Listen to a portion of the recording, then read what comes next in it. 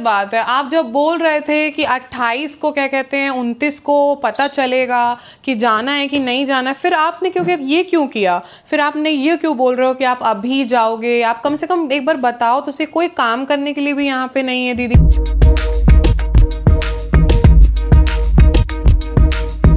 Hello everyone, welcome to my YouTube channel. आज का दिन तो बिल्कुल अच्छा नहीं गया। आज पता है हमारे घर में जो दीदी आती हैं उनसे थोड़ा सा आर्ग्यूमेंट हो गया। होना नहीं चाहिए था लेकिन बस हो गया। कुछ नहीं था, मैं तो वीडियो बनाने वाली थी कि मेरी तबीयत नहीं ठीक है और मैं सावन के सोमवार चल रहे हैं। आज मैं घर पे जो पूजा करती हूँ मैं नहीं कर पाई और अगले 17 को तो हमें मंदिर जाना है। यहाँ पे जबल अली पे मंदिर है तो वहाँ जाना है हमें 17 को, तो वहाँ तो मैं उस दिन तो जाके पूजा कर लूँगी।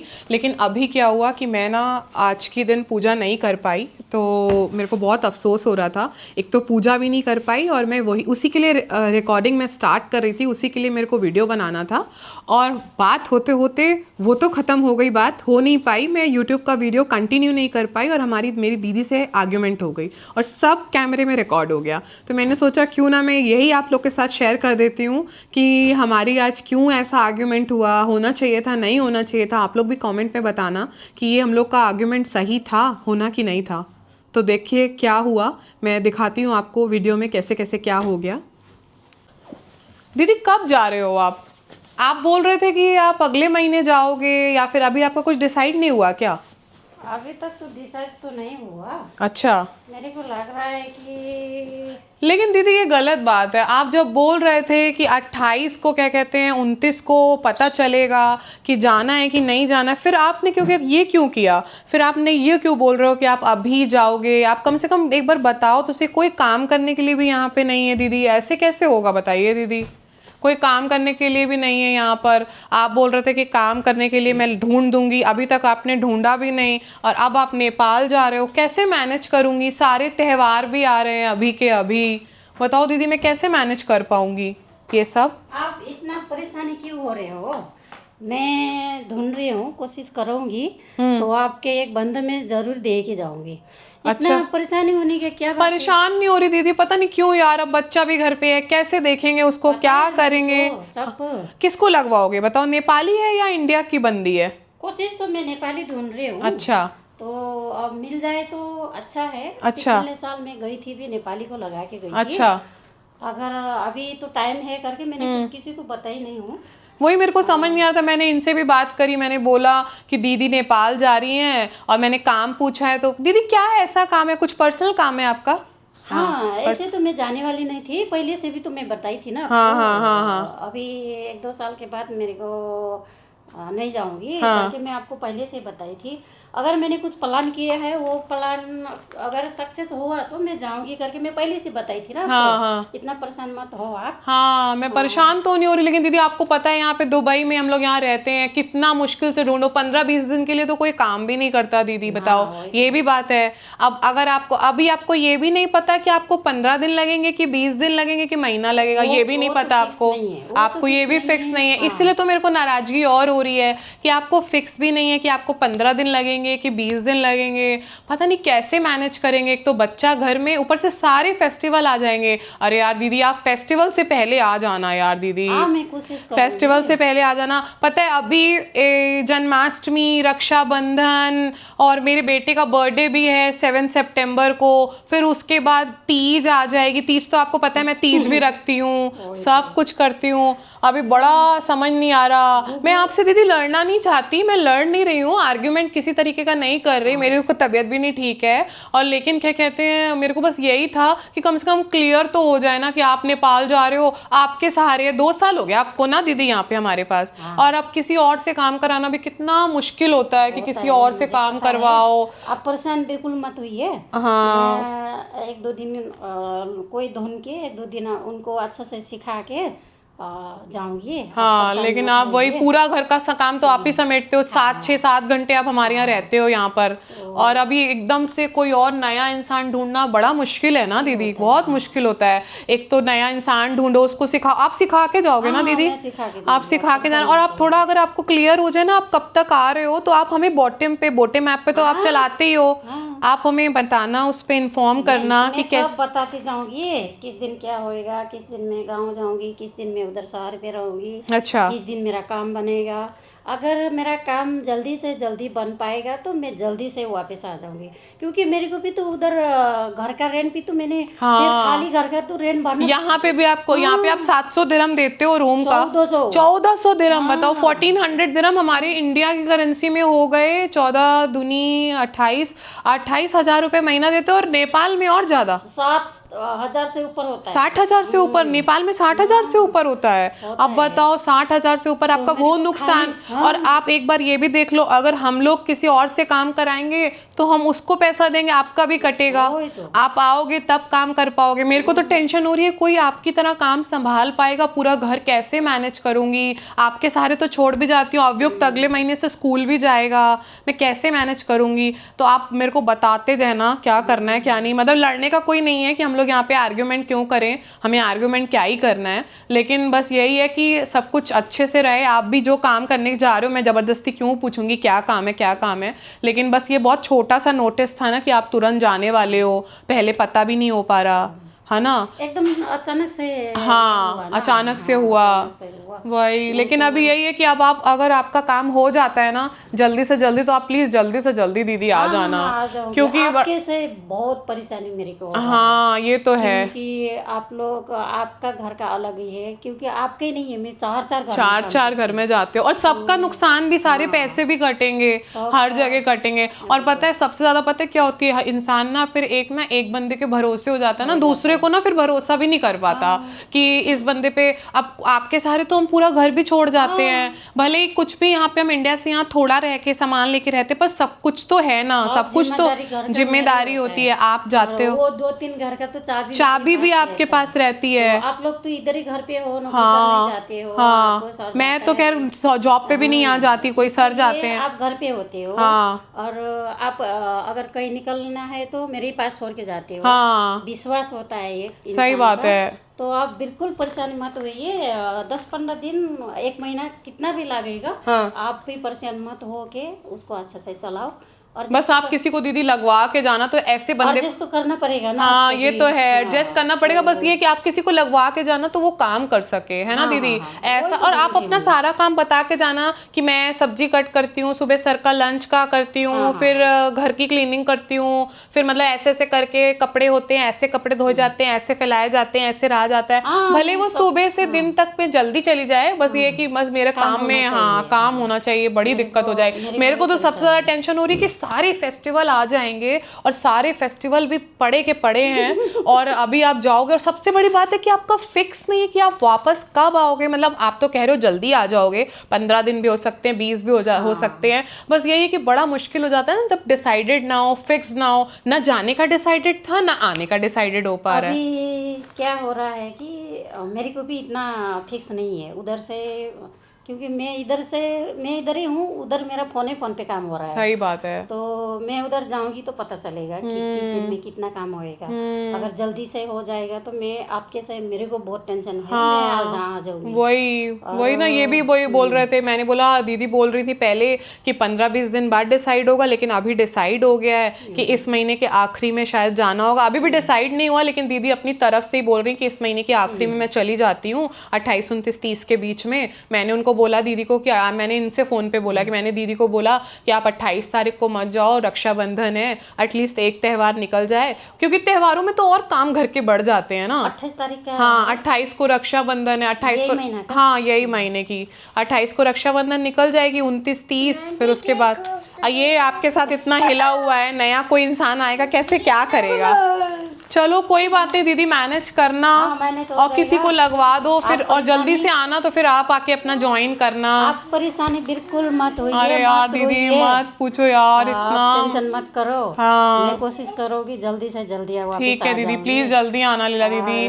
वो लीला दीदी को बोल दो, लीला दीदी आप जल्दी आना नेपाल से वापस। इनको भी तो मैं छोड़ नहीं सकती। हाँ लीला दीदी आप नेपाल से जल्दी वापस आना। मम्मा क्या करेगी, मम्मा मेरे को तो स्कूल भी जाना है, बता दो। क्या नेपाल जाओगे आप लीला आंटी के साथ? नेपाल जाओगे? हाँ प्लीज प्लीज बाबा, मम्मा कैसे रहेगी, आंटी भी जाएगी, कुकू भी चला जाएगा नेपाल, आपको भी लेके जाएगा। बोलो आप जल्दी से आना, नेपाल से ज्यादा दिन मत लगाना, आप जल्दी से वापस दुबई आना। हम तो दुबई आपके साथ ही सारा दिन रहते हैं, हम तो कहीं जाते भी नहीं है, लीला दीदी के साथ ही रहते हैं, और तो कोई हमें अच्छा भी नहीं लगता है ना। लीला दीदी जल्दी आना प्लीज, लीला दीदी जल्दी आना। कोशिश करूंगी, इतना मत टेंशन करो आप। कोशिश ठीक है। करूंगी। ऐसे भी इधर से काम होता था तो मैं नहीं जाती थी, हाँ तो फिर मेरे को उधर जरूरी जाना ही पड़ रहा है, हाँ, इसके लिए मैं जा रही हूँ। अब टेंशन मत होइए, मैं आज से ही बंदी ढूंढ के दूंगी। बस ऐसा इंसान ढूंढ के देना जो घर का सब काम आपकी तरह संभाल ले, जैसे आप करते हो, सारा सब काम कर लेते हो, क्लीनिंग पूरी प्रॉपर हो जाती है, सारा कुछ हो जाता है। ऊपर से ये होता है ना कि आपके साथ 1-2 साल अभी नहीं हुए, 1 साल से ऊपर हो गया, लेकिन सब कुछ आपके साथ मैनेज कर लेते हैं ना, जैसे जैसे जैसे मतलब हर चीज आपके साथ मैनेजेबल है, जम गया है ना, वही आपके साथ। इंडिया में भी कोई एक, जो मैं बैंगलोर में भी रहती थी ना, मैं बैंगलोर में भी रहती थी ना, एक नेपाली दीदी थी और एक सरस्वती करके एक लड़की थी, वो भी नेपाली, वो लोग ही हमारे पास रहे हैं जितने दिन हम वहाँ पे रहे हैं, इतने 4 सालों तक वही लोग ही काम कर रहे थे। ये देखो आपके साथ इतना प्यार करता है, कैसे रहेगा ये देखो। लीला दीदी जल्दी आना, लीला दीदी। ओके लीला दीदी।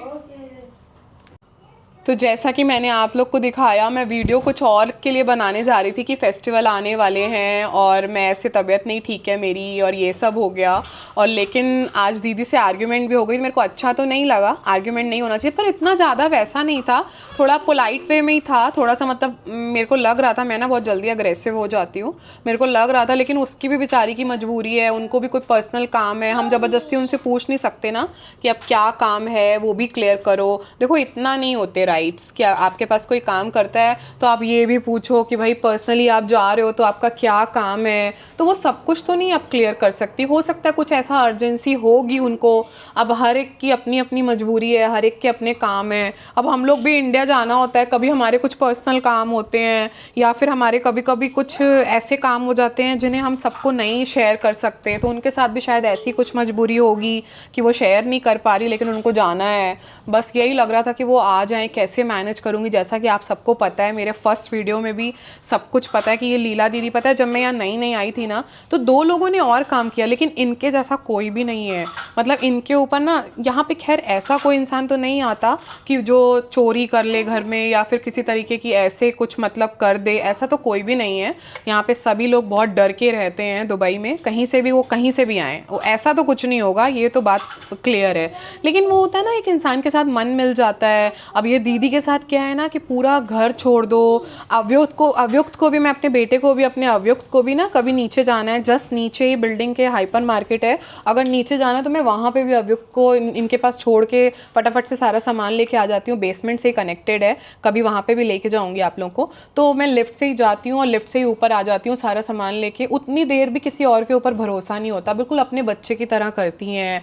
मतलब टॉयलेट ले जाना, अगर उसको पॉटी शिशु कुछ भी आ रहा है तो ले जाती हैं, बस यही है। अच्छा तो नहीं लग रहा उनके साथ, मतलब आर्ग्यूमेंट हो गया। मैं वीडियो बनाने जा रही थी किसी और के बात पे, और मैंने वीडियो क्या चीज़ के ऊपर मेरी बन गई, तो मैंने सोचा आप लोग के साथ भी शेयर कर दूं।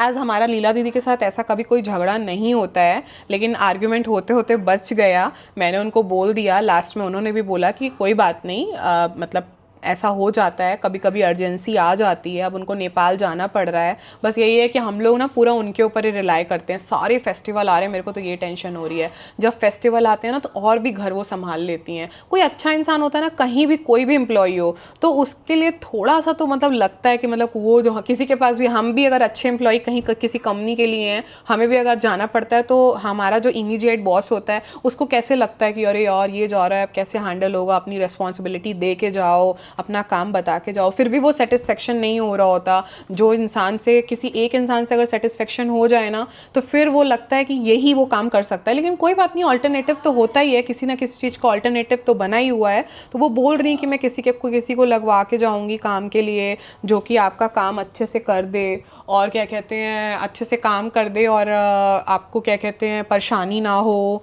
और पूरा घर जैसे वो संभालती हैं वो संभाल ले।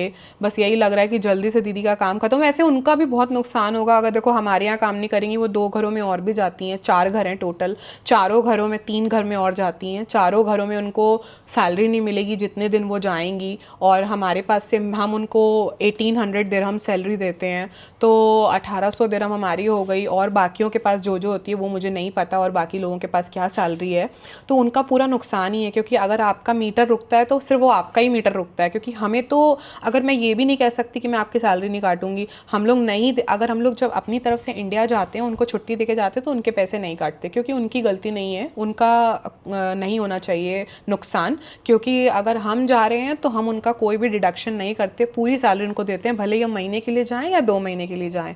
लेकिन अगर वो जाती हैं तो हमें किसी और से काम करवाना पड़ता है। उस सिचुएशन में क्या होता है कि हम घर पे नहीं होते हैं, लेकिन हम इंडिया चले जाते हैं, लेकिन हमको किसी और को उनका रेम्यूनरेशन नहीं देना पड़ता है। लेकिन इस सिचुएशन में क्या है कि हम यहाँ घर पर हैं, हमें किसी और से काम करवाना पड़ेगा और सेम सैलरी उसको देना पड़ेगा, तो हमारे लिए तो डबल हो जाएगा ना, तो हमारे लिए डबल हो जाएगा। तो इसलिए, और 1800 दिरहम मतलब काफ़ी होते हैं। 1800 दिरहम हमारे पास अगर सैलरी है उनकी, तो वो काफ़ी होती है। 1800 इंडियन करेंसी में कितना हो जाता है, मैं 1500 मेरे मुंह से निकल आया था, 1500 तो वो स्टार्टिंग में लेती थी, अभी तो वो 1800 सैलरी है उनकी। क्योंकि पहले उनके आवर्स कम थे, अब हमारे पास आवर्स और भी ज़्यादा हो गए हैं।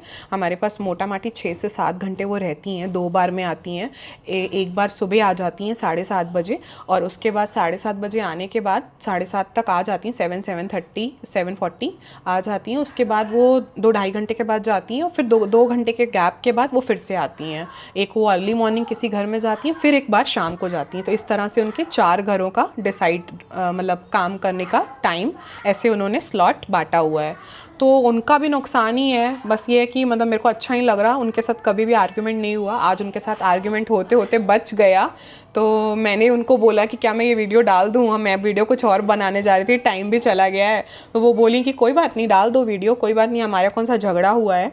तो आज अच्छा तो नहीं लगा, लेकिन फिर भी मतलब हमारे बीच में ऐसा कुछ भी नहीं है। वो दीदी बहुत अच्छी हैं, हमें बहुत अपनी तरह मानती हैं।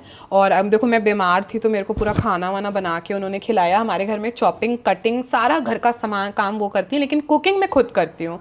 तो कुकिंग मैं खुद करती हूँ, तो उन्होंने बोला नहीं, आपकी कंडीशन नहीं है बनाने के लिए। 2-3 दिन से मेरी बहुत तबीयत ख़राब थी, इवन मैं हॉस्पिटल भी गई थी। यहाँ क्लिनिक है बुर्जुमन मॉल में ही बना हुआ है, तो मैं वहाँ जाके गई। हमारा इंश्योरेंस उसमें कवर होता है। यहाँ पे तो बहुत डॉक्टर्स की फ़ीस होती है। अगर इंश्योरेंस नहीं हो तो आपको पता है एक बार की विज़िट की फ़ीस इंडियन करेंसी में 15 से 20 हज़ार रुपये होती है, एक बार की विज़िट। अगर आप डॉक्टर, और दवाइयों के जो एक्सपेंस हैं वो अलग। तो जो भी यहाँ जॉब करता है वो इंश्योरेंस ज़रूर मांगता है, और बहुत अच्छी अच्छी कंपनीज़ होती हैं। मेरे हस्बैंड का भी बहुत अच्छी कंपनी में कवर होता है, हर जगह ही कहीं पे भी हम जा सकते हैं, और काफ़ी प्रीमियम उनका इंश्योरेंस है जो कवर होता है। तो हमें कुछ नहीं करना होता है, हम वॉक इन में भी चले जाते हैं। और अगर हमने अपॉइंटमेंट ली है तो, और अगर अपॉइंटमेंट ली है तो फिर हमें क्या करना पड़ता है कि बस हम गए और हमने डॉक्टर को दिखाया, और 15 से 20 दिरहम 80% कंपनी इनकी पे करती है, और 20% हमें पे करना होता है। तो 20% में तो कुछ नहीं समझ आता, 20% तो इंडिया जैसा ही लगता है कि 500-600 रुपये। अभी इंडिया में भी 1000 से 1500 रुपये डॉक्टर की फ़ीस हो चुकी है, अगर आप किसी सिंगल विजिट पे जाते हो। अब डिपेंड करता है कि आप गायनी के पास जा रहे हो, कि पीडियाट्रिक के पास जा रहे हो, कि नॉर्मल फिजिशियन के पास जा रहे हो, सबका अपना अलग अलग फ़ीस होती है। तो यहाँ पर जो है, तो यहाँ हमें 80% इंश्योरेंस कंपनी दे देती है, 20% हमें पे करना होता है। दवाइयाँ मुफ्त मिलती हैं, बिल्कुल फ्री। तो और दवाइयाँ बहुत सही होती हैं, उसकी पैकेजिंग वगैरह सब बहुत अलग होती है, बहुत बिल्कुल अलग होती है। इसके लिए भी मैं एक वीडियो बनाऊंगी, आप लोग के साथ शेयर करूंगी, कि कैसे कैसे क्या कवर होता है। तो खैर आज का दिन मतलब ख़राब होने से होते बच गया। मेरे को नहीं अच्छा लगता कि अगर दीदी के साथ ज़्यादा कुछ आर्ग्यूमेंट हो जाता। आ जाएंगी वापस, कह रही हैं किसी को लगा के जाएंगे, तो देखते हैं कैसे रहता है। क्योंकि मेरी लाइफ भी बहुत बिजी है, कंटेंट बनाना होता है, इंस्टाग्राम पे भी मेरा कंटेंट बनाना होता है, पोस्ट करना होता है, एडिटिंग करनी होती है। ईजी नहीं है, कहना बहुत आसान है कि भाई कंटेंट क्रिएटर हो, यूट्यूबिंग कर रहे हो, या फिर इंस्टाग्राम पे पोस्ट डाल रहे हो, कंटेंट क्रिएट कर रहे हो, लेकिन सच में बहुत टफ है। तो thank you so much for watching this video, thank you so much. अगर आपको ये वीडियो अच्छी लगे, और आप लोग कमेंट में बताना कि हमारा तो खैर आर्ग्यूमेंट नहीं हुआ, मतलब बताना आप लोग कमेंट में कि होना चाहिए था कि नहीं होना चाहिए था। और वैसे मैंने दीदी को भी पूछा है, मैंने बोला है कि मैं ये वीडियो डाल रही हूँ, तो आप लोग कमेंट करना। और थैंक यू सो मच। अगर आपको ये वीडियो अच्छी लगी हो तो ये वीडियो को लाइक करना, शेयर करना और मेरे चैनल को सब्सक्राइब करना। Thank you so much, bye bye.